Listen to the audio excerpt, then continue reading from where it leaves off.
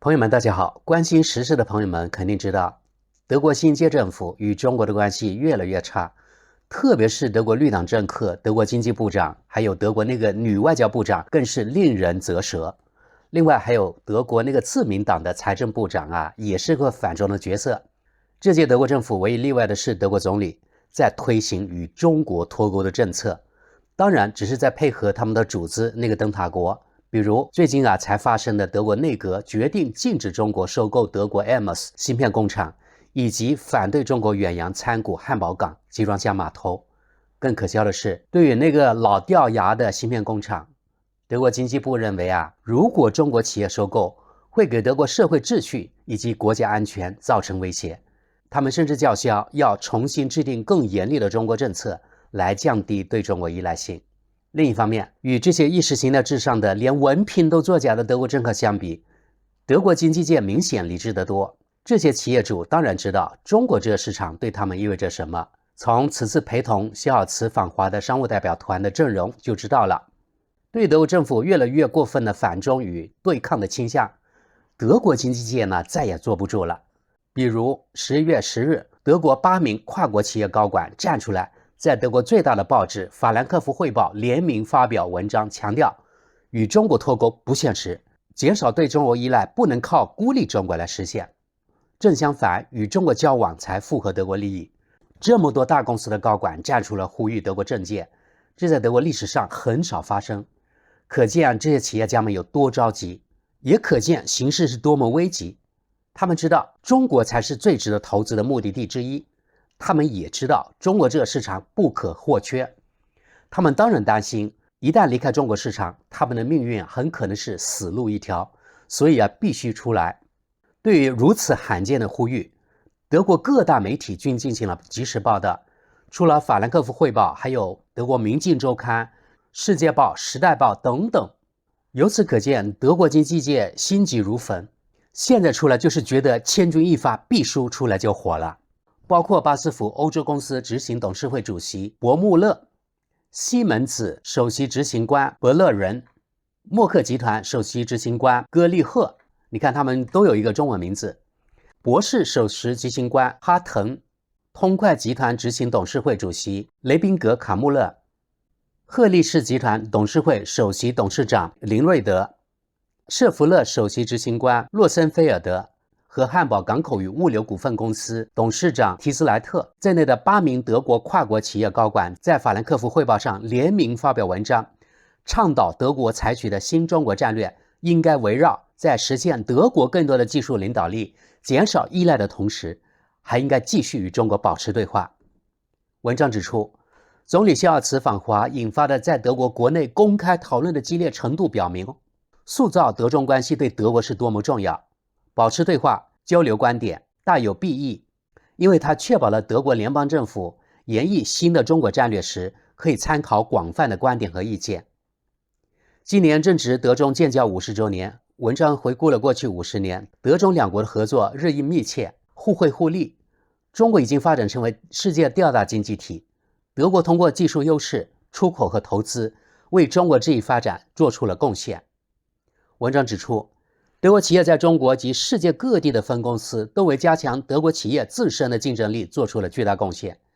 这些分公司使德国有机会从其他国家技术发展中获益，同时这些分公司也是我们价值和文化的代言人，展示了遍布世界各地的德国公司在员工待遇、环境和供应链等诸多议题上如何担负起责任。文章写道，特别是今天中国市场的巨大潜力使我们德国有机会更快地扩大规模，以便能够在其他市场更成功的运作。也正是通过这种方式，我们确保了德国国内许多人的工作和生计。8名德国企业高管在文章中强调，台海紧张局势令人担忧，必须和平解决台湾问题。文章也表达出新疆人权状况与德国的人权价值观不符，所以按照竞争、合作和制度性对手来区别定义对华关系的做法是正确的。如何在未来在三者间实现平衡是一项艰巨但必要的任务。尽管实现这种平衡具有挑战性，但我们致力实现。然而在目前的公开讨论中，无论是在语言上还是在具体的措施方面，我们看到几乎只有对制度性对手的强调。文章认为，企业要分散风险，减少依赖性，但更多的独立性不能通过自我孤立来实现，而只能通过加强增长动力和重新获得欧洲的技术领先地位来实现。文章呼吁继续与中国保持合作和对话，尽管中国也面临多重挑战，对华关系也充满挑战，但我们依旧坚信中国基本的增长动力仍会继续保持下去。退出中国将会折断我们自己的机会，因为继续利用中国的增长势能来推动、刺激以及加强欧洲经济，这才最符合我们德国的利益。文章最后写道，50年的德中邦交关系展示了两国合作的潜力以及诸多挑战。可是事实证明，合作比对抗能取得更多成果。为了我们德国自己的利益，为了共同解决全球问题，我们必须在此基础上继续努力。无论分歧有多大，都必须通过对话来克服、来解决。实现这个目标的不可或缺的前提是，我们必须从现在开始就得有针对性的持续降低依赖性，同时还要建立一个在经济上和技术上都强大的欧洲。好了，朋友们，这就是德国法兰克福汇报报道的大概内容。德国世界报对此事也发表了评论。该报强调，寻找中国之外的替代市场不是靠口头上的大话，而需诉诸于行动。德国政府周3，也就是11月9日，根据对外贸易和支付法做出决定，禁止中资企业收购德国2家半导体企业，一家是位于多特蒙德的芯片生产商 Elmos，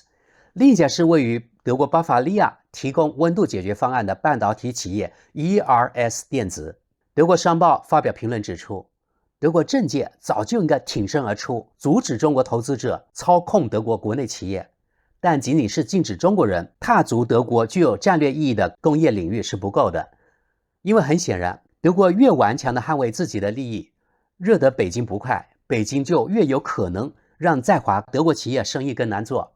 朋友们，在这里呢，我很不幸地告诉各位，我原以为商报在商言商，但最近我发现这家媒体对华报道也越来越意识形态化，就是说报道越来越有敌意。这里给各位挖掘一下德国商报的后台，它属于位于斯图加特的 DVH 传媒有限公司，除此之外没有其他投资人，就是说这是单独一家私人企业掌控的媒体。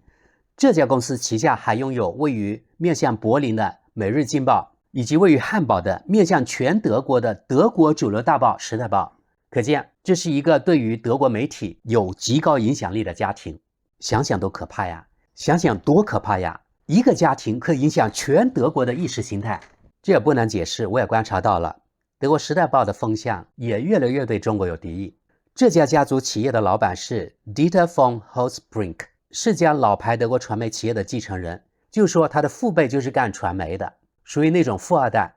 他在瑞士上的大学，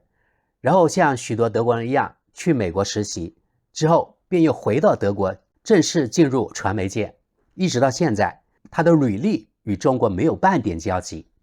好，我们接着说德国商报的评论。德国商报继续写道，然而特别是对德国许多大型企业来说，中国市场作为销售和生产基地很难被取代，想一夜之间找到替代市场和生产基地简直是痴人说梦。如果德国的政策制定者希望德国经济能够承受得住德国与中国的政治争执及其带来的经济后果，那么就需要早早迈出必要的一步，就是说批准欧盟早就和其他经济区域谈判达成的贸易协定。评论认为，最为必要的是欧盟重新启动跨大西洋贸易与投资伙伴协议 TTIP， 而德国在这个问题上应该起到推动性作用。到目前为止，红绿灯政府在这些重要的贸易问题上行动太少太慢，特别是对于出口为导向的德国来说，这种犹豫不决会在未来变成一个真正的麻烦。因为在体量巨大、利润丰富的中国市场之外，找到替代选项不会一夜之间就大功告成。此外，德国最大的期刊《明镜周刊》也对此事做了报道。这里呢，我德国知识就不再重复内容了，因为都大同小异。但我们接下来可以看一些德国各媒体的读者评论。我们看德国《时代报》的读者评论吧。据说这些报纸的观点中间偏左一点点。与中国的贸易对德国来说是不可或缺的，否则我们就会自掘坟墓。然而，德国应该非常谨慎地审查和监管中国公司的投资。对我来说，中国美的集团收购库卡机器人公司95%的股份是不可理解的。政治人物没有采取任何措施来阻止这种情况，也没有限制对股份的收购。许多公司已经在中国人手里了，在欧洲也都如此。想想沃尔沃吧，你看，现在100%在中国人手里了。贸易是一回事，但收购整个公司或股份是另一回事，两者应分别进行评估。当然，我们需要与俄罗斯进行更多的和解，并对中国进行更多的区分，这样企业就能赚钱了。而当它产生冲突时，每个德国人都要为救助受损企业付出代价。这不仅仅是关于制度的问题。好，德国知识点评，这位读者是在讽刺德国企业从与俄罗斯与中国的交往中占尽好处，但是如果发生冲突了，有损失了，要纳税人来买单。贸易是可以的，但要在平等的基础上进行。中国应该允许德国公司和投资者在中国也获得与中国公司在德国一样的待遇。与中国的贸易是一回事，对中国的依赖和中国公司收购欧洲企业是另一回事。几十年来，德国经济在电子、制药、纺织业一直受到向中国外包和对中国依赖的影响。德国制造曾经是一个商标，如今在德国销售的产品中经常带有中国制造的字样。中国是一个极权主义国家，在欧洲，特别是在德国，应该最终从俄罗斯入侵乌克兰以及由此对经济造成的后果中吸取教训。从商业角度来看，公司老板的评估是可以理解的，毕竟他们只需要关心最大的利润。然而，从经济角度来看，应该质疑将生产设施外包给一个专制统治下的国家，从而也包括就业和税收是否符合咱们国家利益。乌克兰冲突深刻地表明，专制政权可以多么迅速地破坏合同，并无耻地利用经济依赖性。制度之间的竞争并不新鲜，也不是对经济关系进行批评的理由。没有人要求切断经济关系，那也是不现实的。重要的是识别依赖性，并采取针对性的对策。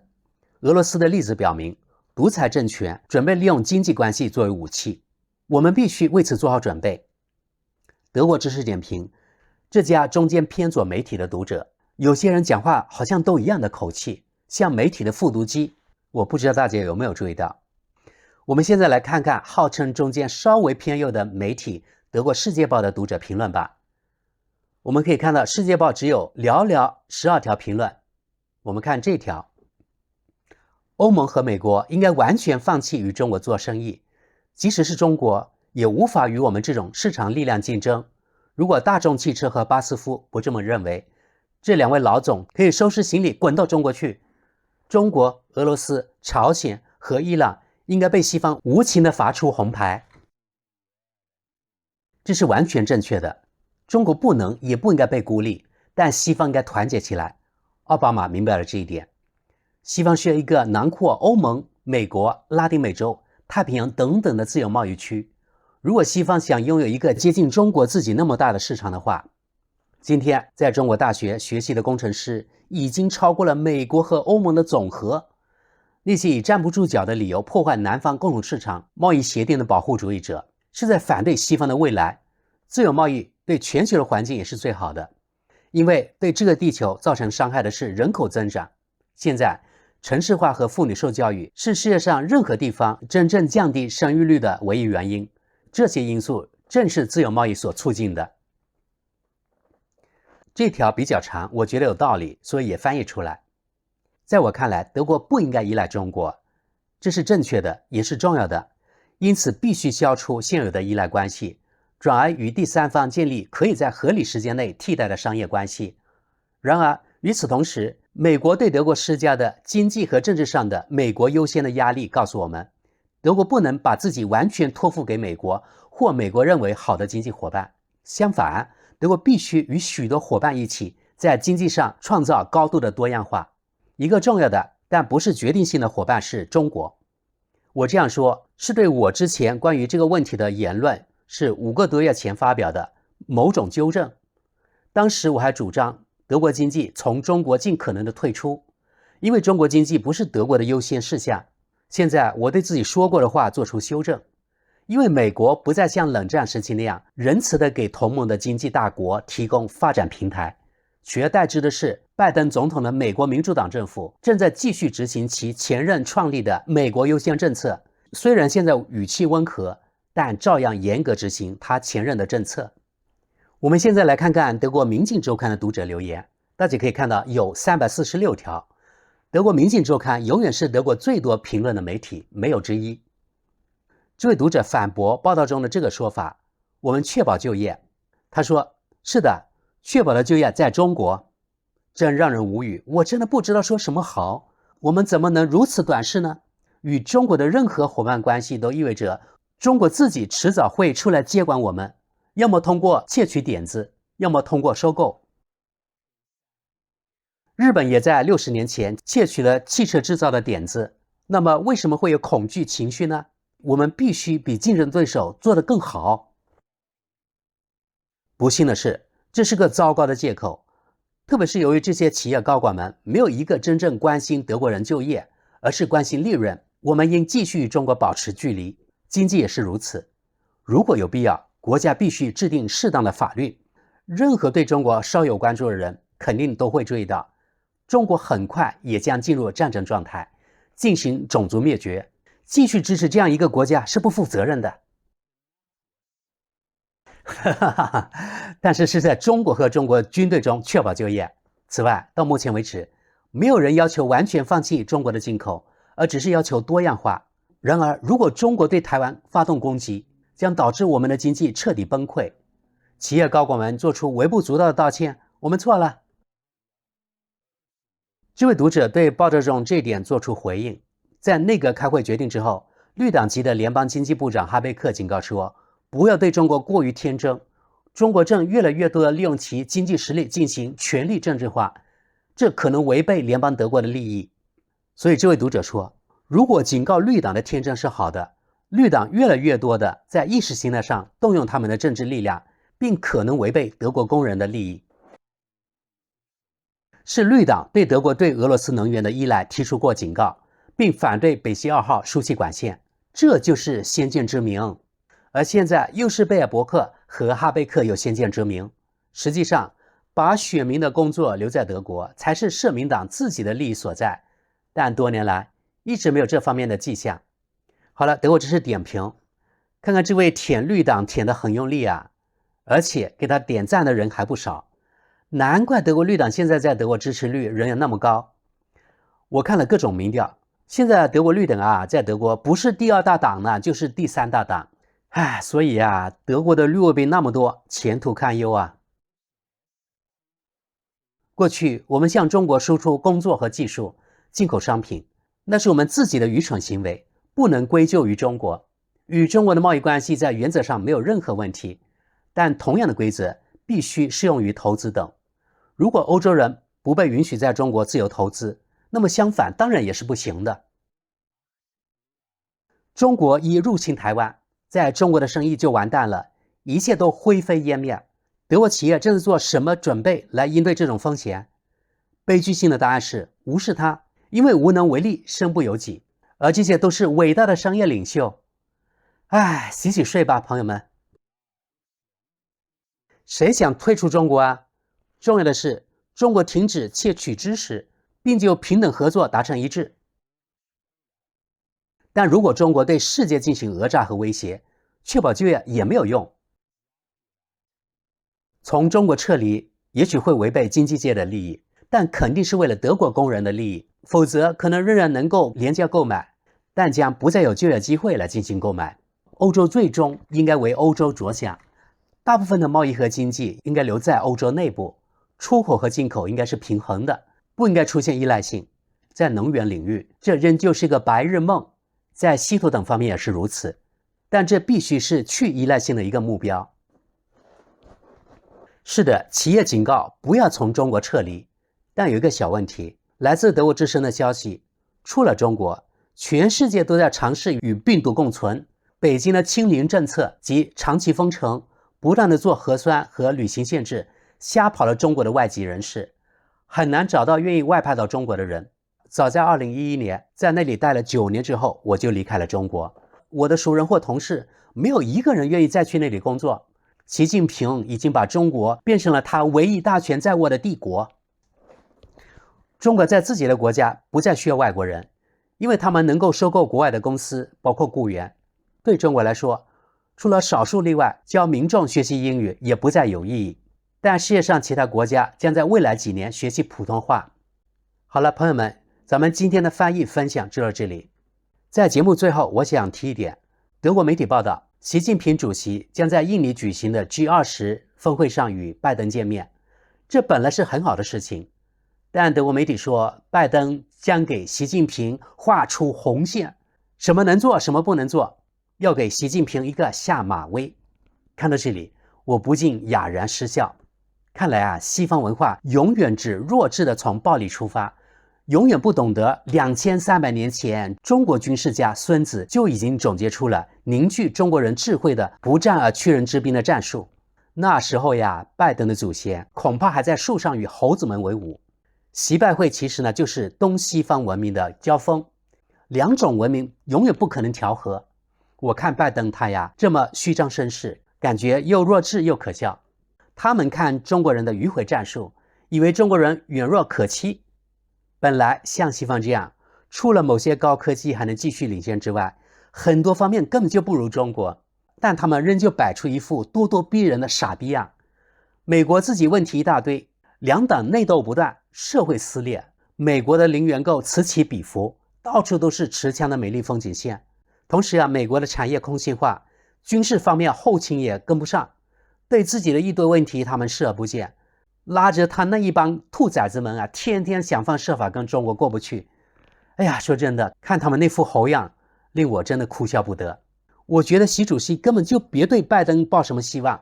也谈不出什么。美国那边各个部门各自为政， Deep State 现象非常严重，加上共和党的悲歌，拜登说话用粗俗的话来说就等于放屁。其实这次习拜会除了有些象征意义之外，与拜登见面完全是在浪费习主席的宝贵时间。想给习主席画什么红线，也不掂量掂量自己几斤几两。对于西方的这种政治上的无耻与浅薄，我只能说呸。好了，大家有什么想法，请在评论区踊跃留言吧。谢谢大家，我们下期见。